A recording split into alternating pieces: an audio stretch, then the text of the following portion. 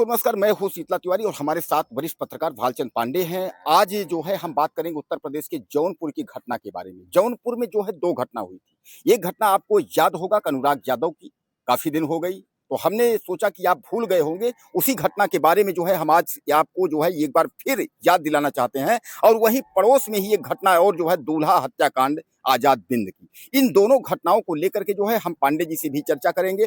पहले हम आपको जो है घटनाओं के बारे में जो है एक सरसरी निगाह में जो है हम आपको जानकारी दे देते हैं। आपको याद होगा कि अनुराग यादव के पिता रामजीत यादव में और लालता यादव में विवाद चल रहा था, जमीनी विवाद। 40 साल से विवाद चल रहा था, उसका निराकरण नहीं हो पाया। और अचानक एक दिन सुबह का वक्त होता है कि लालता यादव, उसका बेटा रमेश यादव और उसके बाद राजकुमार और तमाम जो है राजेश यादव जो कि दरोगा एसआई है, यह सब मिल करके और उसके जो है अनुराग यादव की यानी ताइक्वांडो खिलाड़ी था, 17-16 साल का था।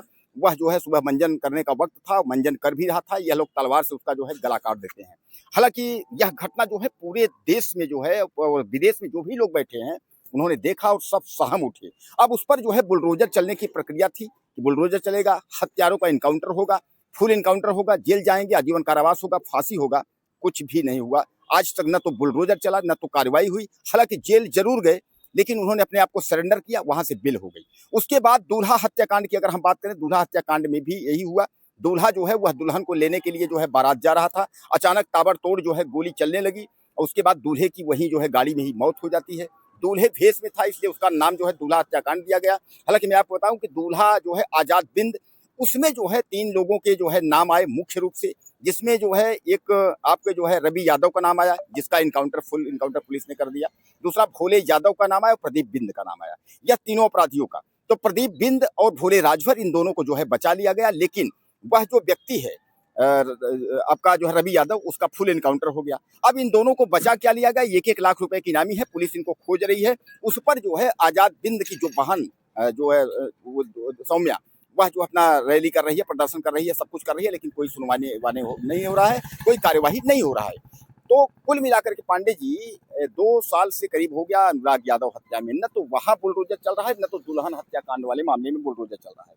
क्या लगता है कि क्या कानून व्यवस्था जो है अब उत्तर प्रदेश की ध्वस्त हो चुकी है?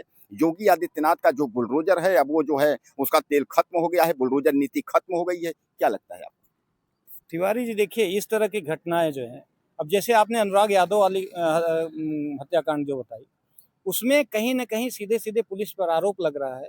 क्योंकि जो लालता प्रसाद यादव का एक लड़का था, वो पुलिस विभाग में एसआई था। बिल्कुल। वो कहीं न कहीं पुलिस जो है अपना विभागीय मैटर समझ के उसमें कहीं लिपापोती कर दिया। जो कार्रवाई होनी चाहिए थी, उसमें जो सरेंडर किया उसी के खिलाफ जो है वो कार्रवाई हुई और गिरफ्तार किया गया। बाद में उसको भी जो है जमानत मिल गई। तो क्या ऐसे लोग अगर इस तरह की घटनाएं करते रहेंगे और खुलेआम किसी का गला काटेंगे और जेल चले जाएंगे, 6 महीने बाद जमानत लेके आएंगे, वास्तव में कहीं न कहीं समाज के लिए तो एक हानिकारक है ही है।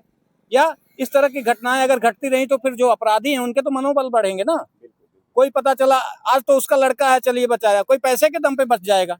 और बचते भी हैं। बार बार पुलिस पे जो आरोप लगता है, उत्तर प्रदेश पुलिस या किसी भी स्टेट की पुलिस हो, सब पे आरोप लगते हैं तिवारी जी, कि कहीं ना कहीं पैसे के दबाव में, कहीं सत्ता की हनक में, कहीं जो है वो विभाग की हनक में अपराधी बचा लिए जाते हैं और घटनाएं जो है वो दिन पर दिन बढ़ती जाती हैं। क्योंकि इस तरह की जो घटनाएं हैं अपराधियों का मनोबल बढ़ाती हैं और आगे उन्हें अपराध करने के लिए बड़ा प्रोत्साहित करती हैं। और अच्छा, उन्हीं की देखा देखी कई अपराधी जो है पैदा होते हैं जो इस तरह की घटनाएं घटित करते हैं। तो ऐसे इस तरह की घटना जो भी करे, उसको कहीं ना कहीं सरकार को या कानूनन देखना चाहिए। ऐसे लोगों को अगर जमानत मिल भी रही हो तो नहीं देनी चाहिए। क्योंकि इस तरह की घटनाएं तिवारी जी, जो अपराधी हैं अगर वो जमानत पा के बाहर खुलेआम घूमते हैं ना, तो कहीं ना कहीं कानून का जो है वो मजाक उड़ता हुआ ही दिखता है। वही हाल देखिए अभी यहाँ पर हुआ दूल्हे हत्याकांड में, जिसकी आपने जिक्र की, उसमें भोले राजभर जो है वो सरेंडर कर देता है। 1 लाख का इनामी अपराधी था तिवारी जी। अब समझ लीजिए कि मुख्य अपराधियों में, आरोपियों में था। उसके खिलाफ पुलिस छानबीन कर रही थी, लगी थी, लेकिन अरेस्ट नहीं कर पाई। वो अभी आज कल की घटना है, वो जाके कोर्ट में सरेंडर कर देता है।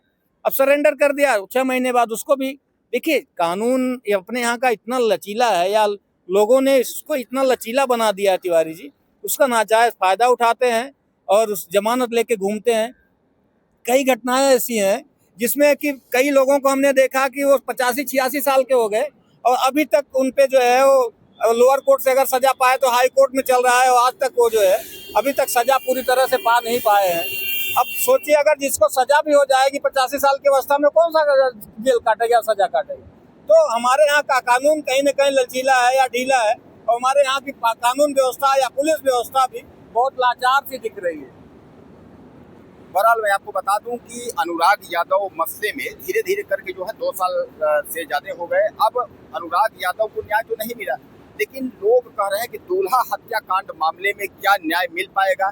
सौम्या जो है वह बराबर जो है वह प्रदर्शन कर रही है, वह हर अधिकारी के पास दौड़ रही है, हर अधिकारी से गुहार लगा रही है, लेकिन कोई सुनने का नाम नहीं ले रहा है। जैसा पांडे जी ने बताया कि अभी जो है भोले राजभर ने जो है वह अपने आप को जो है सरेंडर कर दिया पुलिस से। यही हालात जो है आपके जौनपुर अनुराग यादव में था, उसमें भी जो दरोगा राजेश यादव था उसने भी सरेंडर कर दिया था।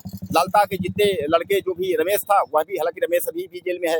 यानी कहने का तात्पर्य ये है कि अब आप लोगों को यह तय करना है कि क्या अनुराग यादव मसले में अब कोई कार्रवाई होने की स्थिति में है, बुलडोजर चलने की स्थिति में है। अनुराग यादव में भी परिवार इंतजार कर रहा है कि लालता के 2 मंजिला इमारत पे जो है बुलडोजर चलेगा, जबकि लालता का जो घर है वह जो है बंजर में है। अब बंजर के लिए जो है सरकारी जमीन में घर बनाना यानी सरकार आसानी से गिरा सकता है, सुप्रीम कोर्ट की गाइडलाइन भी है, लेकिन नहीं हो रहा है।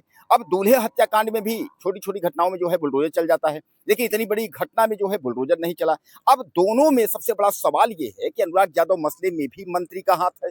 लोग कहते हैं स्थानीय मंत्री का दबाव है मौजूदा सत्ता पर, और दूल्हे हत्याकांड में भी मंत्री का हाथ है। अब मंत्री कौन है यह आप बताएंगे कि अनुराग यादव में किस मंत्री का दबाव सत्ता पे है, बीजेपी सरकार पे, और वहां जो है दूल्हे हत्याकांड में किस मंत्री का है। ज्यादा से ज्यादा आप लिखिएगा, हमें कमेंट करिएगा, मंत्री का नाम आप जरूर लिखिएगा कि जौनपुर में आजकल जो है किस मंत्री का हाथ है कि जो कि मौजूदा वक्त में अपराधियों को संरक्षण दे रहा है। खोल के लिखिएगा, कोई दबाव नहीं है। आपका चैनल आपका पसंदीदा चैनल है, और ज्यादा से ज्यादा हमारे चैनल को आप शेयर करिए, कमेंट करिए, ताकि अच्छी अच्छी खबरें हम बना करके आप तक जो है पहुंचाते रहें। अगले वीडियो में फिर मिलते हैं।